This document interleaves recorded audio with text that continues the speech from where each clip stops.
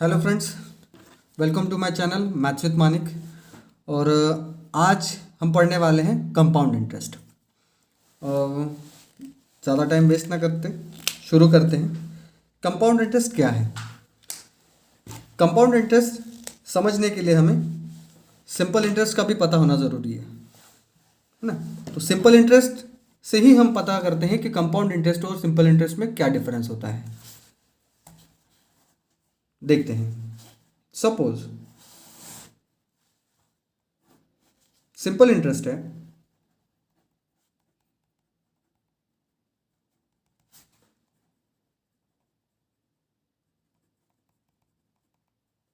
Interest इसमें 1,000 रुपये चाहे आपने बैच से लिए हो या किसी को दिए हो, तो इसमें किस तरह से रेट ऑफ इंटरेस्ट अप्लाई होता है और कंपाउंड इंटरेस्ट में किस तरह से अप्लाई होता है, इसे हम समझने वाले हैं।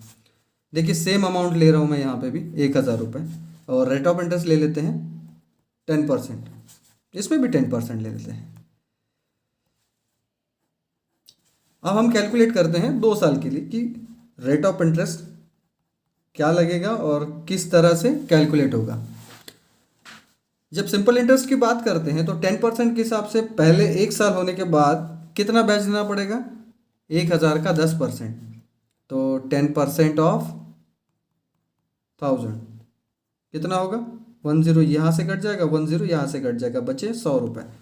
तो ये 100 रुपीज़ 1 साल का ब्याज हो गया। फिर बढ़ते हैं, 1 साल हो गया, दूसरा साल हो गया। दूसरे साल में क्या होगा? सेम प्रिंसिपल पे 10%। 10% कितना होता है? 100। बैच कितना बनेगा? 200 रुपये। आप समझ रहे हैं ना किस तरह से कैलकुलेट कर रहे हैं। पहले साल 100 रुपये बैच लगा और सेकंड ईयर फिर से 100 रुपये लगा, तो बैच कितना बना टोटल? 200 रुपये एंड ऑफ 2 ईयर्स। लेकिन अब बढ़ते हैं कंपाउंड इंटरेस्ट की तरफ। यहाँ पे क्या होता है? देखिए, 10% 1,000 का कितना होगा? 100 रुपये। आपने पहले साल 100 रुपये दिए, फिर 2 साल हो गए, दूसरे साल में भी आपको रेट ऑफ इंटरेस्ट देना है इस पे 100 रुपये, तो आपने फिर से 100 रुपये दिए। लेकिन कंपाउंड इंटरेस्ट में क्या होता है कि पहले साल जो आपको इंटरेस्ट मिला है उस इंटरेस्ट पे भी आपको इंटरेस्ट देना है ना। तो पहले साल प्रिंसिपल पे तो आपने ले लिया 10%, लेकिन आपको जो इंटरेस्ट मिला है 100 रुपीज़ पहले साल, उस पे भी ब्याज देना है, तो इसका भी 10% लेना पड़ेगा। तो इसका 10% कितना होगा? 100 का 10% 10 रुपये। अब देखिए डिफरेंस क्या हो रहा है। जोड़ लीजिए इसको, 100 200 210। यहाँ पे ब्याज कितना मिल रहा है? 210। और यहाँ कितना मिल रहा है? 200। तो ये डिफरेंस है बैच के ऊपर बैच का। सिंपल इंटरेस्ट में सिर्फ जो मुद्दल आपने ली है उसी पे ब्याज देना पड़ता है, लेकिन कंपाउंड इंटरेस्ट में ऐसा नहीं होता। कंपाउंड इंटरेस्ट में आपको प्रिंसिपल पे तो ब्याज देना ही देना है, लेकिन जो इंटरेस्ट अर्न होते जाएगा उस पे भी आपको ब्याज देना है ना। कंफ्यूज मत होइएगा, लेकिन इसको सीधी तरीके से मैं अगर बता दूं कि 1,000 आपने लिए थे, है ना। 1 साल होने के बाद में इसमें 1,000 आपकी तरफ कितने हो जाए? 1,000 हो जाएंगे, प्लस पहले साल जो आपको ब्याज देना है वो 100 रुपये। मतलब आपकी तरफ टोटल रुपए हो जाएंगे 1,100 रुपये। मतलब आपको ब्याज कितने पे देना है सेकंड ईयर में? इन 1,100 रुपये पे देना है। आप समझ रहे हैं ना। ब्याज भी जुड़ेगा साथ में और उसके साथ भी आपको ब्याज देना है, इसलिए इसको सिंपल भाषा में ब्याज पे ब्याज कहते हैं, है ना। बैच पे बैच कहते हैं। आई होप कंसेप्ट आपको समझ में आ गया होगा। हम क्वेश्चन की तरफ बढ़ते हैं। एक बार क्वेश्चंस देख लेंगे, उसमें मैं एक एक चीज़ आपको समझा के बताऊंगा और डिटेल्स में बताऊंगा। उसके बाद सारे कंसेप्ट आपके क्लियर हो जाएंगे और कोई किसी भी टाइप के क्वेश्चन फिर आप सॉल्व कर पाएंगे। इसको क्वेश्चन की तरफ जाने से पहले मैं इसका फॉर्मूला आपको ज़रूर बता देना चाहूँगा, क्योंकि मैं आपको फॉर्मूले से भी पढ़ाऊँगा और ये जो शॉर्ट ट्रिक है इससे भी पढ़ाऊँगा। तो बढ़ते हैं इसके फॉर्मूला की तरफ। तो क्या होता है इसका फॉर्मूला? देखिए, इसके 2 फॉर्मूले हैं बेसिक्स में। सबसे पहले आप याद रखिएगा, अगर सिंपल इंटरेस्ट निकालना है तो ये है ना, कंपाउंड इंटरेस्ट जो भी बैच मिलेगा वो, इसका फॉर्मूला होता है कि प्रिंसिपल है ना, प्रिंसिपल मल्टीप्लाइड बाय 1+R/100 है ना। और उसके बाद कितने साल के लिए आपने बैच पे दिया है, हमने यहाँ पे 2 साल पढ़ा था, अब पता चला आपने 3 साल के लिए दिया है, 4 साल के लिए, 5 साल के लिए, तो यहाँ पे आता है एन। एन मतलब number of years, N is equal to number of years, मतलब कितने साल के लिए आपने प्रिंसिपल को दिया है ना। पी डिनोट्स फॉर प्रिंसिपल मतलब मुद्दल, और 1+R/100 है ना, और ब्रैकेट कंप्लीट होएगा और पावर में रहेगा कितने सालों के लिए दिया है। तो ये है इसका फॉर्मूला है ना। लेकिन इससे क्या मिलता है, इससे आपको दोनों चीज़ें मिलेगी, प्रिंसिपल भी मिलेगा, प्रिंसिपल प्लस इंटरेस्ट, ये दोनों मिला के इसका अमाउंट मिलेगा यहाँ पे। लेकिन अगर आपको क्वेश्चन में अकेला कंपाउंड इंटरेस्ट चाहिए तो इसमें क्या करना पड़ेगा, इसमें बस -1 लगा देंगे तो आपका कंपाउंड इंटरेस्ट अकेला इंटरेस्ट मिलेगा। जैसे आपको आंसर में निकालना है कि सिर्फ आप बैच बताइए कितना आ रहा है, तो उस टाइम पे क्या करना है, compound interest is equal to, यहाँ पे प्रिंसिपल नहीं रहेगा, प्रिंसिपल ये वाले फॉर्मूले में रहेगा, लेकिन आपको अकेला बैच चाहिए तो इस टाइम पे आप क्या कीजिएगा, 1+R/100 ब्रैकेट कंप्लीट, ये number of years as it is रहेंगे, -1 यहाँ लगेगा है ना। तो ये किस तरह से बनेगा, इस तरह से बनेगा है ना। अगर इसको आप याद नहीं रख पाते हैं, एक बार तो याद रख ही लीजिएगा क्योंकि ज़रूरत पड़ती है, नहीं तो मैं शॉर्ट ट्रिक से आपको समझाने ही वाला हूँ और इस तरह से भी आंसर मैं आपको सॉल्व करके दूंगा। तो बढ़ते हैं क्वेश्चंस की तरफ, देखते हैं पहला क्वेश्चन। क्वेश्चन दिया है, a man lent 5,000 at the rate of 10% per annum for 2 years, मतलब 5,000 रुपये बैच में दिए हैं 10% के हिसाब से 2 साल के लिए।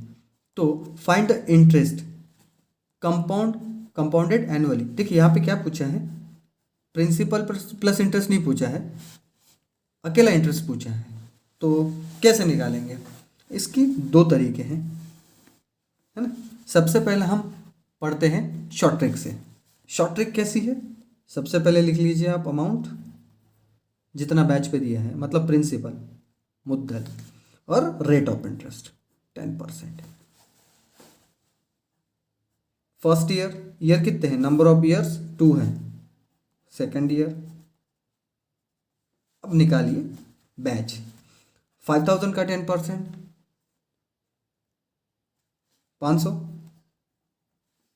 पहले साल, दूसरे साल 10% 500 है ना, 10% इसका 500 प्लस बैच पे बैच, तो पहले साल जो बैच मिला था 500 उसका भी 10%, तो ये 50। टोटल बैच कितना हो गया, 1,050 रुपये। इतना सिंपल है। कैसे कैलकुलेट करना है इसे, अमाउंट आप ले लो, रेट ऑफ इंटरेस्ट ले लीजिए, कितने साल के लिए, पहला साल दूसरा साल, पहले साल में 500 10% के हिसाब से, दूसरा साल में इसका ले लीजिए 10% 500 आ गया, प्लस जो बैच मिला था पहले साल उसका 10% और ले लीजिए, ये आपका आंसर निकल गया। अब हम चलते हैं फॉर्मूला से। फॉर्मूला क्या था, CI is equal to principal and 1+R/100, number of years 2 है, -1 है ना। अब कैसे कैलकुलेट करेंगे इसको, प्रिंसिपल कितना था हमारा 5,000 और rate of interest 1+R/100, rate of interest अपना कितना है 10% है, तो ये 10 आएगा यहाँ पे, और इसका पावर -1। इसे कैसे कैलकुलेट करेंगे, 100 प्लस 10, क्योंकि ये जब प्लस करते हैं ना तो सबसे पहले इसको मल्टीप्लाई करना पड़ता है, फिर इसमें ऐड करना पड़ता है। मतलब ये वैल्यू कैसे बनेगी, 100 प्लस 10/100, मतलब 110 हो जाएंगे। तो यहाँ पे 110 हो जाएंगे तो कैसे होगा, 110/100 दोनों का स्क्वायर, ये इस तरह से माइनस हो जाएगा, है ना। तो यहाँ पे वैल्यू कितना बचा, 11 और 10। अब 11 को कैसे, 11 का स्क्वायर कितना आता है, 121, और 10 का स्क्वायर 100। इक्वेशन इसी को सॉल्व किया हमने। अब इसके साइड वाले 5000 को आप एज इट इज रख लीजिए, और यहाँ पे वैल्यू कौन सी है, -1, देखिए, है ना, -1 इसको। अब -1 करेंगे तो क्या आएगा, 100 - 21, कितना बचेगा, 21/100। अब आपको क्या करना है, अब आपको सिंपली मल्टीप्लाइड करना है।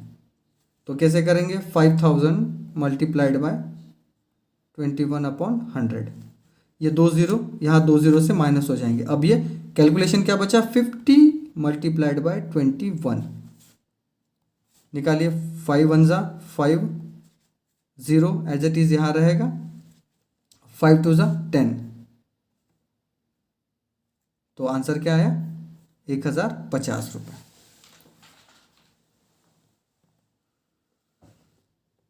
आई होप आपको समझ आ गया होगा। आंसर क्या है, 1050। यहाँ पे शायद वीडियो में ठीक से आ नहीं पाया होगा। इस वैल्यू को कैसे मल्टीप्लाई किया हमने, 121 बचा था, 100 मल्टीप्लाइड बाय 100 माइनस 121, तो वैल्यू कितना बचेगा, है ना। ये किस तरह से लिखेंगे हम इसे, 100 - 1 मतलब क्या होगा, 121 माइनस 100/100। तो 100 में से 121 में से 100 माइनस हो गए तो 21/100 बचे, है ना, 21/100 बचे, सॉरी 21/100 बचे। अब क्या करिएगा, सिंपली ये 5000 से इसको मल्टीप्लाई कर दीजिए, है ना। ये 2 0 इस 2 0 से कट गए तो वैल्यू क्या बची, 50 मल्टीप्लाइड बाय 21। अब इसे मल्टीप्लाई कर लीजिए, 5 1 ज़ा 5, ये 0 जो है ना इसको कैरी फॉरवर्ड कर लीजिएगा यहाँ पे, है ना, और 5 2 ज़ा 10, तो 1050 हमें मिला बैच। तो आपको कौन सा ट्रिक अच्छा लगता है, ये वाला बाय फार्मूला या ये वाला, ये ज़्यादा इजी है, 2 मिनट में आंसर निकाल के देगा। यहाँ पे आपको कैलकुलेशन करते रहना पड़ेगा, तो आप सुटेबल आपकी हिसाब से देख सकते हैं। बाकी ये ट्रिक ज़्यादा बेहतर है कैलकुलेशन के लिए। अगला क्वेश्चन देखते हैं। नेक्स्ट क्वेश्चन में दिया है, find compound interest on ₹10,000 at the rate of 6% per annum for 1.5 year. देखिए यहाँ पे क्या दिया है क्वेश्चन, इस तरह के क्वेश्चन तो आप इजीली सॉल्व कर पाएंगे जो मैंने अभी बताए थे, इससे तो आप समझ गए होंगे। अब इसमें क्या दिया है कि रेट ऑफ इसमें लिख लीजिए, आप अमाउंट लिख लीजिए सबसे पहले, है ना, और रेट ऑफ इंटरेस्ट कितना बताया है, 6%, और टाइम दिया है, देखिए फर्स्ट ईयर सेकंड ईयर, लेकिन सेकंड ईयर क्या है, हाफ है, तो इस टाइम पे क्या करना है, रेट ऑफ इंटरेस्ट बोला है 6%, तो पहला साल तो पूरा है, लेकिन ये कौन सा है, हाफ ईयर है। हाफ ईयर मतलब पहले साल, देखिए पहले साल के आगे 6% ले लीजिए, दूसरे साल के आगे लिख लीजिए हाफ ऑफ 6%, तो 6 का हाफ कितना होगा, 2 3 ज़ा 6, तो 3% लगेगा, है ना। तो इसका 6% कितना होगा, 10,000 का 600, प्लस सेकंड ईयर में चलते हैं, सेकंड ईयर में 3% कितना होगा, 300, प्लस इस पर भी 3% देना है, 3% कितना होगा, देखिए कैलकुलेट कैसे करते हैं, 3% ऑफ 600, 2 0 कट गए, 7 3 ज़ा 6 3 ज़ा 18, तो बैच कितना मिला, टोटल 600, 300, 900 हो गए, और ये 18, 918, ये हमें बैच मिला है। आप फॉर्मूला से जाएंगे तो वहां पे थोड़ी सी दिक्कत आपको जा सकती है, चाहे तो कैलकुलेट कर सकते हैं, या आपके लिए मैं टास्क छोड़ देता हूं कि आप इसको कैलकुलेट करिए, बाकी ये ट्रिक तो आपके लिए हमेशा बेस्ट है। आगे बढ़ते हैं अगले क्वेश्चन की तरफ। क्वेश्चन पढ़ते हैं।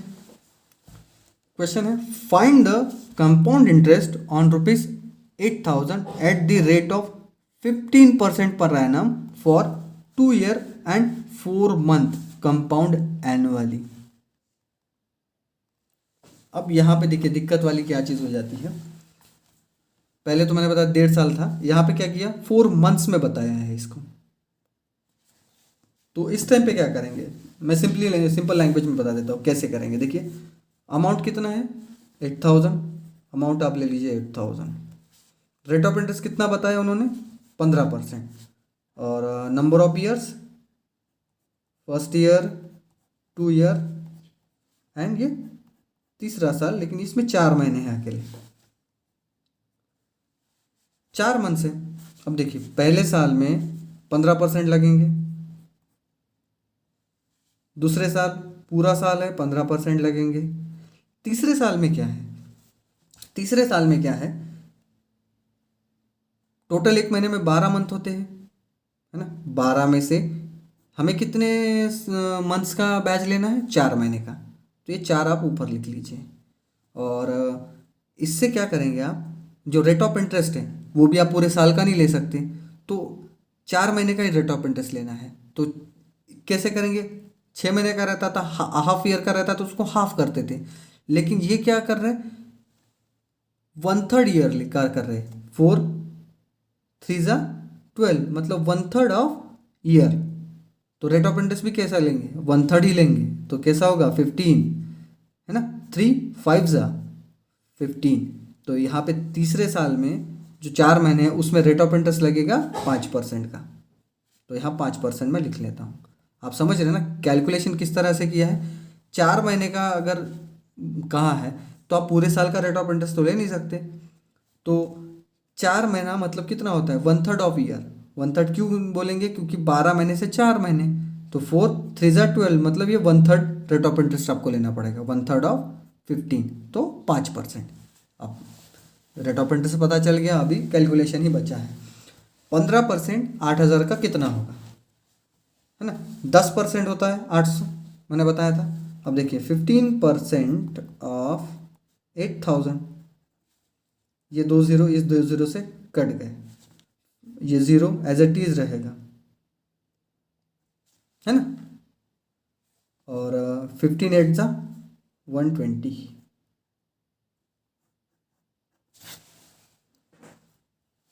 तो पहले साल का बैच हुआ 1200, दूसरे साल का भी 1200 प्लस 15% इसका भी 10 हो गया 120, और इसी का हाफ 60, मतलब 120 प्लस ये देखिए 120, सॉरी 120 हो गया, और इसी का फिर से 5% 60 180, तो यहाँ पे 180 ये मिलेगा।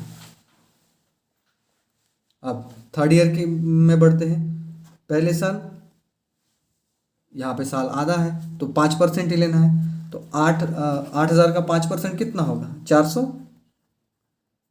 प्लस क्या करेंगे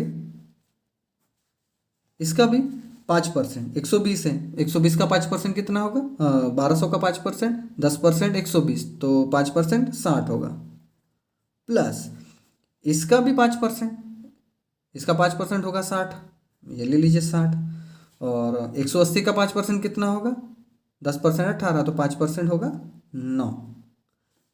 अब इस सब को मिला लीजिए, कैसे करेंगे 2400 4 2800, है ना, 2900 2980, इस तरह से आप इसको ऐड कर लीजिए पूरा का पूरा,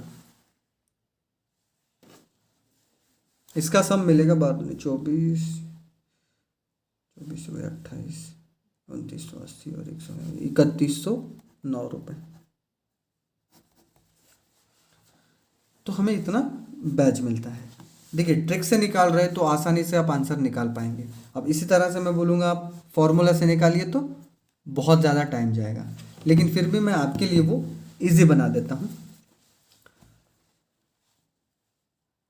ये आप इसमें चेंज क्या रहेगा, ओनली ये 2 इयर्स बता रहा है, 2 इयर्स प्लस 4/12, तो 1 3 जा 4 3 जा 12, तो ये जो टाइम है उसका उसे हमें ये जो मिक्स फ्रैक्शन है उसे नॉर्मल फ्रैक्शन में कन्वर्ट करना पड़ेगा, है ना, इम्प्रॉपर फ्रैक्शन में। कैसे होगा?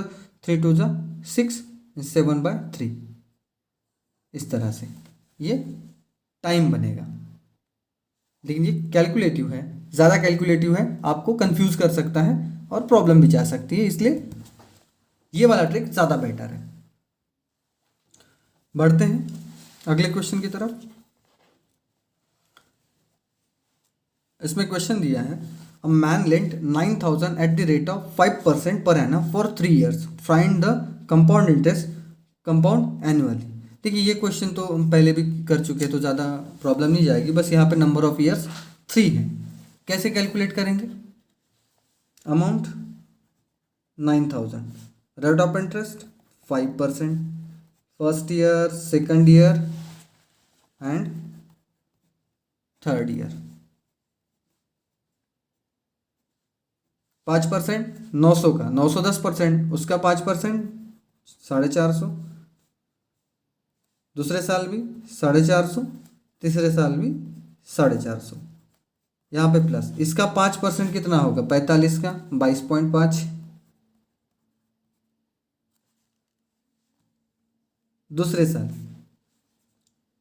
इन दोनों, इस पे भी 22.5, इस पे आएगा, इसका भी प्लस 22.5, है ना, प्लस 22.5 का फिर 5%, है ना, कितना आएगा उसका? इसका 5% 1.125। अब आप इसको मिला लीजिए, क्या आएगा आंसर? इसका सम होता है 1418.625। तो इस तरह से ये कैलकुलेट होगा।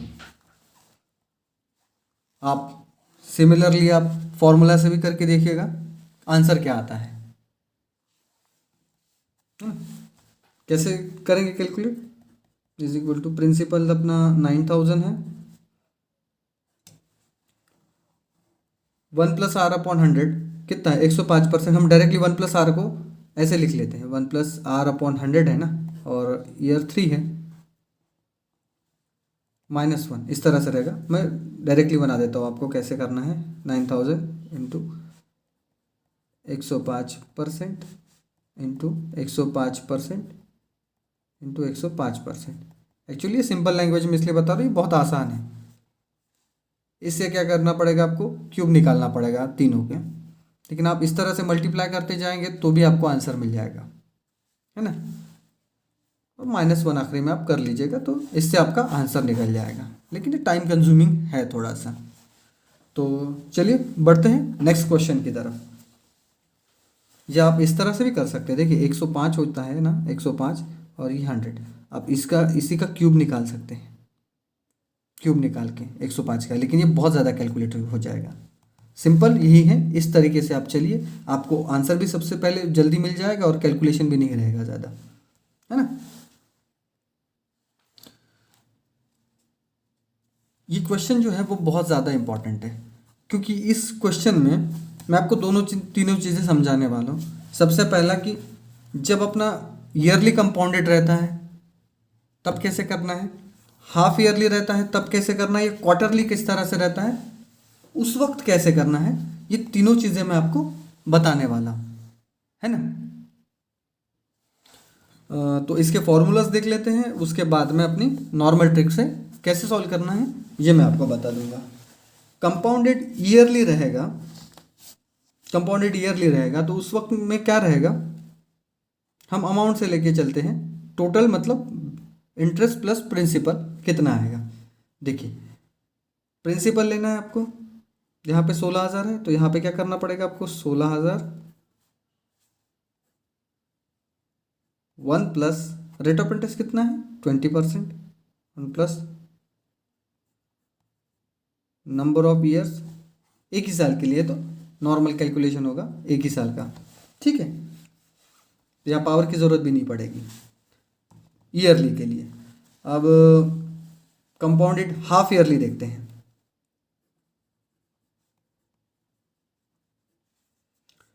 इसमें क्या होगा, देखिए इसमें थोड़ा सा चेंज है। 16,000 एज इट इज़ रहेंगे।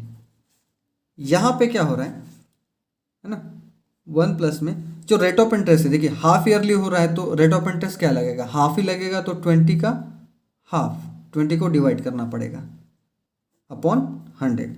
अब आपने जैसे हाफ रेट ऑफ इंटरेस्ट कर लिया, लेकिन यहाँ पे क्या होगा, बैच कितनी बार मिलेगा हमें, इसमें ईयरली था और एक ही साल के लिए पूछा है तो एक बार मिलेगा, लेकिन यहाँ पे क्या मिलेगा, यहाँ पे हाफ हाफ में 2 बार मिलेगा, 6 महीने बाद एक बार और 1 साल के बाद एक बार, तो यहाँ पे स्क्वायर लग जाएगा। तो इस तरह से होगा। इसी तरह से इसको आप सॉल्व कर लेंगे तो आपका आंसर आ जाएगा। और अगर क्वार्टरली दिया रहेगा तो कैसे करेंगे, क्वार्टरली में देखिए अमाउंट सेम रहेगा, 1+ रेट ऑफ इंटरेस्ट कितना है 20। क्वार्टर मतलब क्या होता है, क्वार्टर में 3 महीने होते हैं तो 3 और टोटल महीने 12, मतलब 1/4 होता है। तो क्या करेंगे, जो टोटल जो रेट ऑफ इंटरेस्ट है उसको 4 से आपको डिवाइड करना पड़ेगा और ये आपका 100 आएगा, है ना। उसके बाद क्या होगा, आपको बैच भी तो इसमें 4 बार मिलेगा, तो आपके पास कितनी बार बैच आएगा, तो 4 बार आएगा, है ना। जितनी बार आएगा रेट ऑफ इंटरेस्ट मिलेगा उतनी बार आपको ये उतनी टर्म ये लेनी है। 4 बार मिल रहा है मतलब यहाँ पे 4 आएगा, है ना। अब इसको कैलकुलेट कर लेंगे तो आपका आंसर आपको मिल जाएगा। अब देखते हैं कि हम अगर अपनी नॉर्मल शॉर्ट ट्रिक से अगर सॉल्व करते हैं तो क्या इजी जाएगा या ज़्यादा टाइम लगेगा। ठीक है, मैं इसको 3 प्लेस में डिवाइड कर देता हूँ। ठीक है, इसको ईयरली ले लेते हैं, इसको कंपाउंडेड हाफ ईयरली और कंपाउंडेड क्वार्टरली। क्या करेंगे, इसमें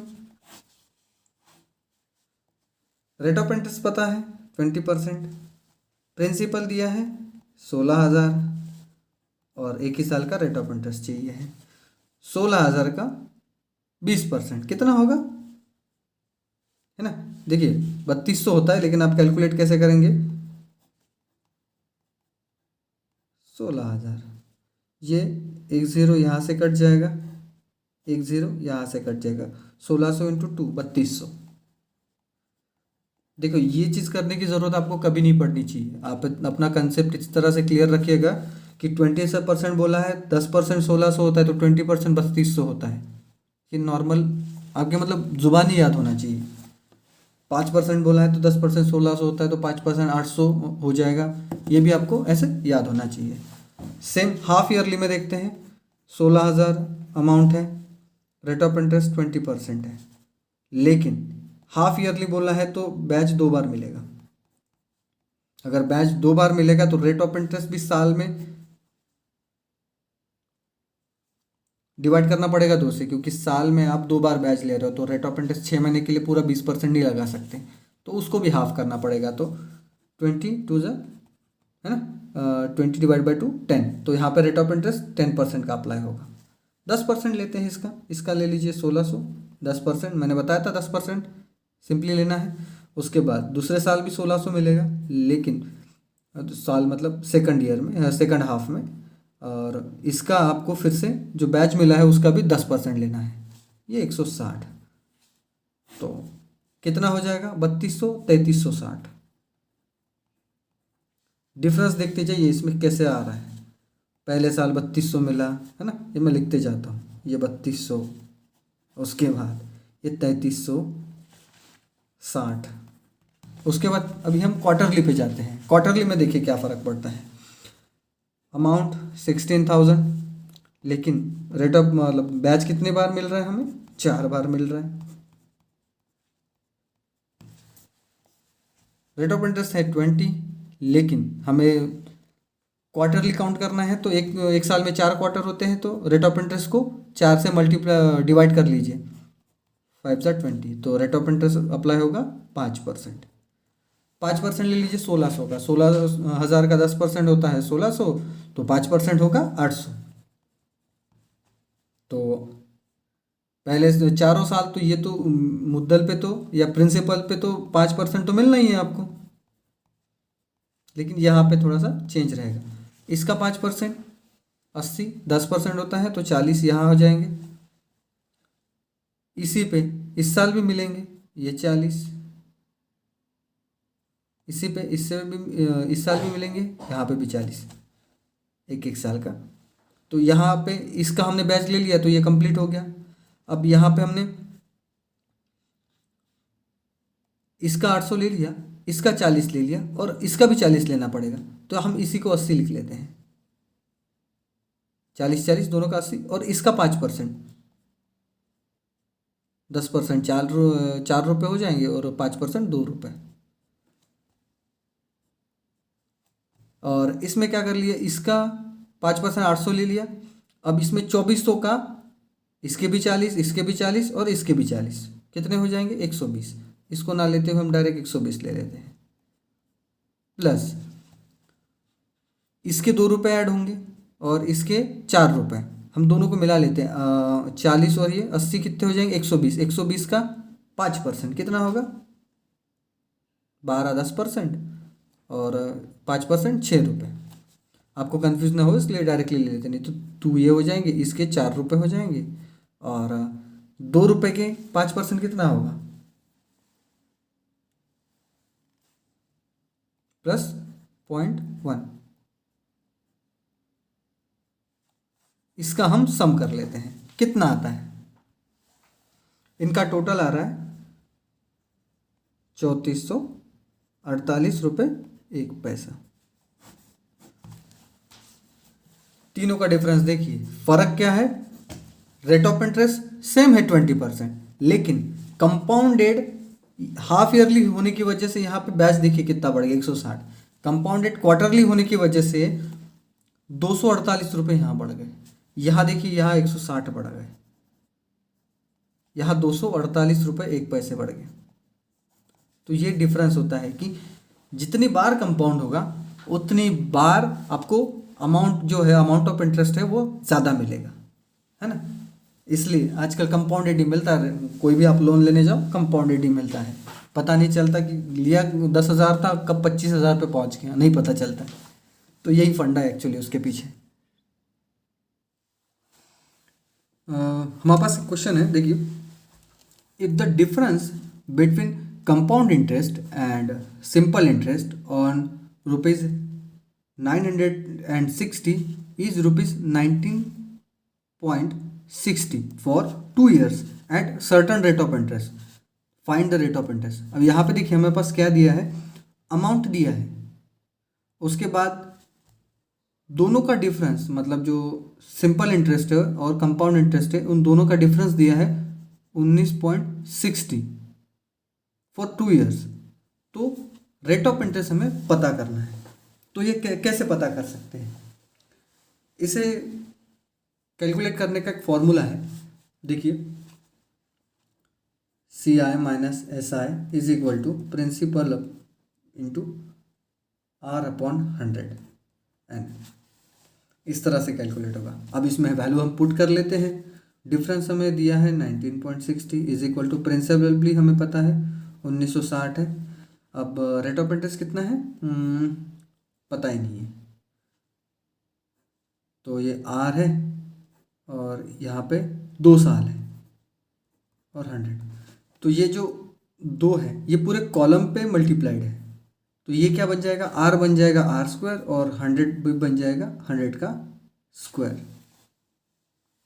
तो कैलकुलेट कर लेते हैं क्या होगा, R² एज इट इज़ रखेंगे, 100 मल्टीप्लाइड 100 का स्क्वायर कितना होगा मल्टीप्लाइड बाय 100, है ना। ये 2 0 एज इट इज लग जाएंगे तो ये 10,000 बन जाएगा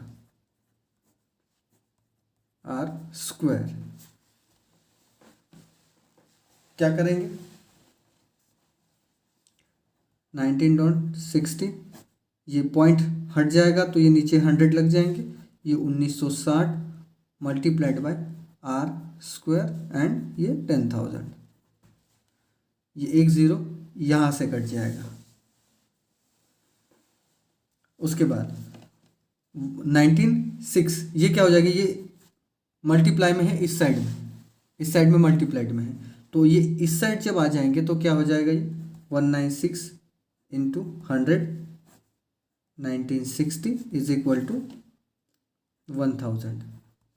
अब ये 1000 इस साइड चलेंगे जाएंगे तो यहाँ पे भी, सॉरी ये डिवाइड में है एक्स स्क्वायर में, तो ये इस साइड जाएंगे तो इससे मल्टीप्लाई करेंगे तो क्या होगा, इसको हम डायरेक्टली काट सकते हैं, लेकिन हम आपके समझने के लिए इसको इजी कर देते हैं। Multiplied by 1000 upon 196 multiplied by 100 is equal to R का स्क्वायर।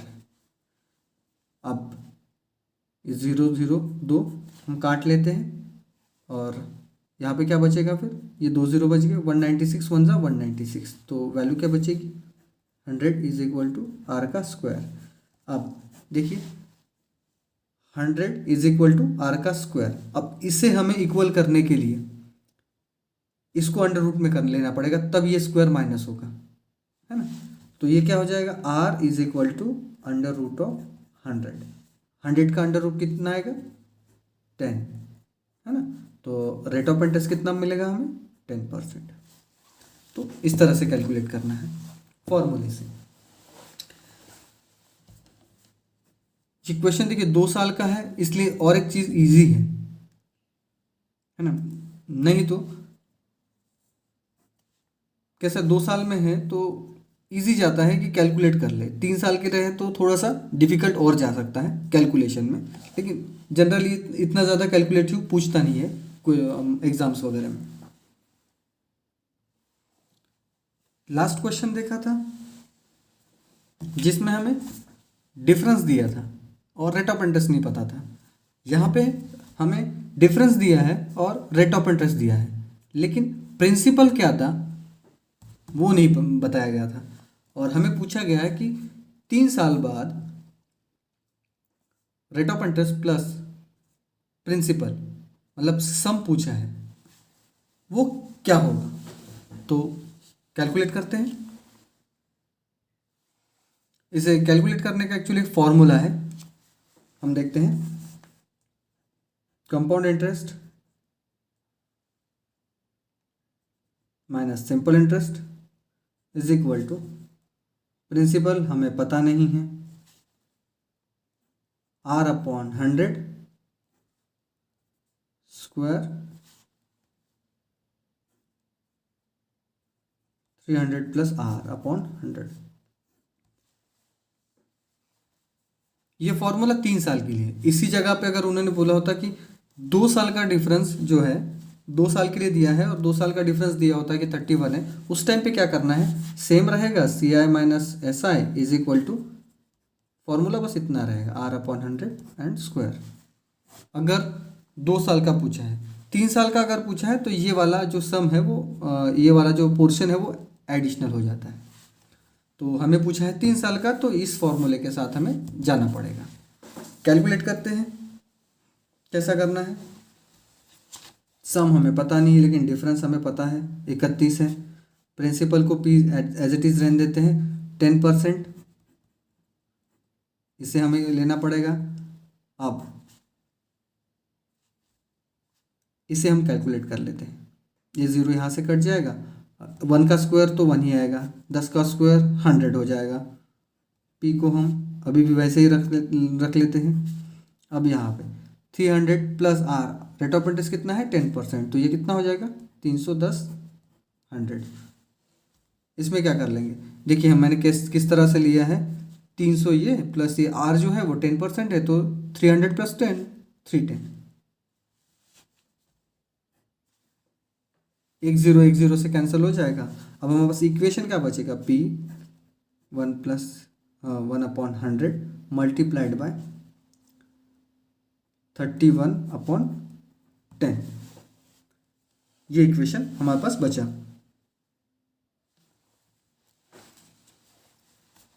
अब कैसे कैलकुलेट करेंगे, सॉरी ये 31 छोड़ दिए, हाँ।